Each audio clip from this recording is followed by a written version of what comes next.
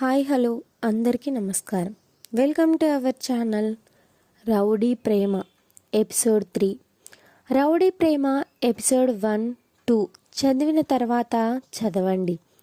చీకటి గదిలో ఒకతను కూర్చొని ఎవరి ఫోటోనో కాలితో తన్నుతున్నాడు. అప్పుడే బయట నుంచి డోర్ తీసుకొని ఒకతను వచ్చి, సార్, ఇంకా ఎన్ని రోజులు ఇలా ఈ చీకటి గదిలో ఉంటారు? బయట ప్రపంచం చూడకుండా పగతో మనం వాడిని ఏం చెయ్యలేము. టైం వచ్చినప్పుడు చూసి కరెక్ట్ దెబ్బ కొట్టాలి ఆ కృతిక్ గాడిని అని అంటాడు అతను వాళ్ళ బాస్తో. టైం కాదురా, చూస్తూ ఉండు, వాడిని కోలుకోలేని దెబ్బ కొడతాను, వాడు ఎప్పటికీ మరిచిపోని విధంగా చావు దెబ్బ కొడతాను. కృతిక్ కూర్చొని ఆలోచిస్తూ ఉన్నాడు. నేను ఎందుకు ఐషుకి నచ్చడం లేదు, నా ప్రేమ ఎందుకు తనకి తెలియడం లేదు అని. చెయ్యి బాగా థింక్ చెయ్యి. కృతిక్ దగ్గరికి ఒకడు వచ్చి, గోపి, బాస్, మీ మీద ఏదో కుట్ర జరుగుతోంది అని అనిపిస్తుంది, లేకపోతే మనల్ని ఇంత నిబ్బరంగా వదిలేయడు వాడు. ఎవడబ్బా? ఏదో జరుగుతోంది అని ఇలా మాట్లాడుకుంటున్నారు. అబ్బా, అప్పుడే చెప్పేస్తారు, కొంచెం ఆగండి, తొందర ఎందుకు? కృతిక్ ఐషు దగ్గరికి వచ్చి, ప్లీజ్ ఐషు, నేను అంటే నీకు ఎందుకు ఇష్టం లేదు? అంటే నేను రౌడీని అనా? బానే ఉంది, మరి నా ప్రేమ నీకు ఎందుకు అర్థం కావడం లేదు? చెప్పు ఐషు. ప్రేమ మనసులో నుంచి పుట్టేది కదా, దానిని నువ్వు ఎందుకు ఒప్పుకోవడం లేదు? నా మనసు నీకు ఎందుకు అర్థం కావడం లేదు? నాకు ఎవరి మీద ఇష్టం లేదండి, నన్ను వదిలేయండి ప్లీజ్. చాలాసేపు చెప్పి చూస్తాడు.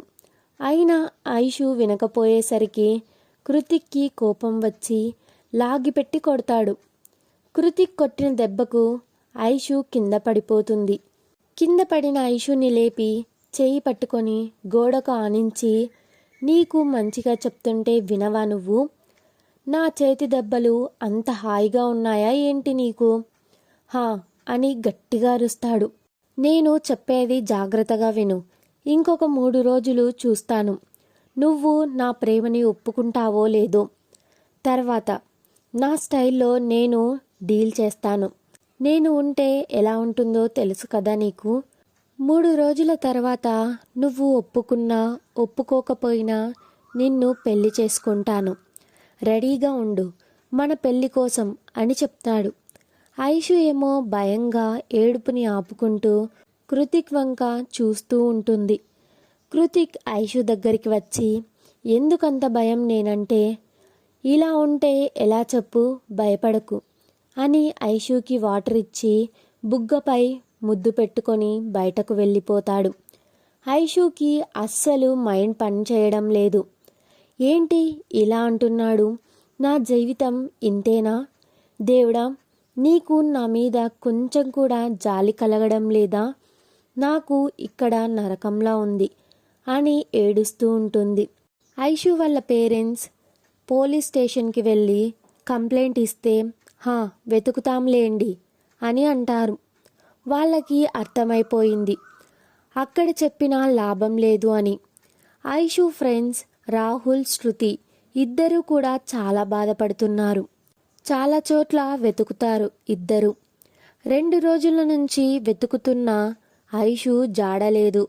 అప్పుడే శృతికి ఏదో గుర్తుకు వచ్చి రాహుల్కి, నేను ఐషు మార్కెట్కి వెళ్ళినప్పుడు అలా జరిగింది, అతను ఏమన్నా చేశాడేమో ఐషుని అని అనుకొని అడ్రస్ కనుక్కొని అక్కడికి వెళ్తారు.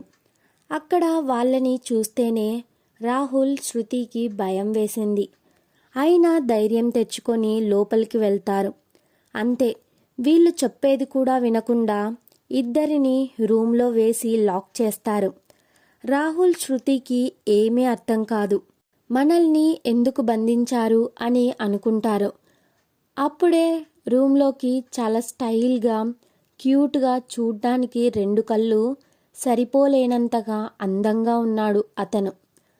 శృతి అబ్బాయిని చూసి, షాక్ అవుతుంది. రాహుల్ కూడా అలానే అనుకుంటాడు. వీడు ఏంట్రా బాబోయ్ ఇంత అందంగా ఉన్నాడు, అనుకోకుండా ఉండలేకపోయాడు. అప్పుడు అతను స్టైల్గా కుర్చీలో కూర్చొని, మీ ఫ్రెండ్ నా దగ్గరే ఉంది, మీరు ఈ విషయం ఎవ్వరికి చెప్పినా ప్రయోజనం ఉండదు, కాబట్టి 3 రోజుల్లో తనకి నాకు పెళ్ళి, ఆ రోజు నా మనుషులని పంపిస్తాను, అప్పుడు రండి, అంతే, ఇప్పుడు వెళ్ళండి ఇంకా. అయినా తను మీ దగ్గర ఎందుకు ఉంది అని రాహుల్ అడుగుతాడు. ఎందుకంటే నేను తనని ప్రేమించాను, మీ క్వశ్చన్ బ్యాంక్ ఆపి బయలుదేరండి అని చెప్పి అక్కడి నుంచి వెళ్ళిపోతాడు కృతిక్. రాహుల్ ఏదో అడగబోతుంటే రాహుల్ చేయి పట్టుకొని ఫాస్ట్గా అక్కడి నుంచి బయటకు తీసుకువచ్చి స్కూటీపై స్పీడ్గా నడుపుతూ చాలా దూరం వచ్చాక ఆపి, అప్పుడు అతనే కృతిక్ అని చెప్పింది శృతి రాహుల్కి. రాహుల్ ఏంటి, చూడటానికి అస్సలు అలా లేనే లేడు కదా అని అనుకొని అతని గురించి తెలిసి మెదలకుండా ఊరుకున్నారు. ఈ విషయం ఆంటీ వాళ్లకు చెప్పద్దు, వాళ్ళు కంగారు పడతారు అని అనుకుంటారు ఇద్దరు.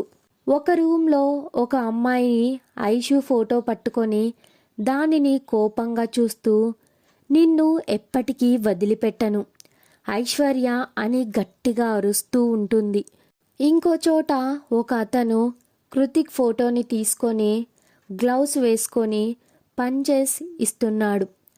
కృతిక్ ఫోటోపై, నిన్ను అస్సలు వదిలిపెట్టను, నా ప్రేమని నాకు కాకుండా చేసి తనని నాకు దూరం చేశావు, ఆ బాధ నీకు తెలియాలి, తెలిసేలా చేస్తాను తొందరలో.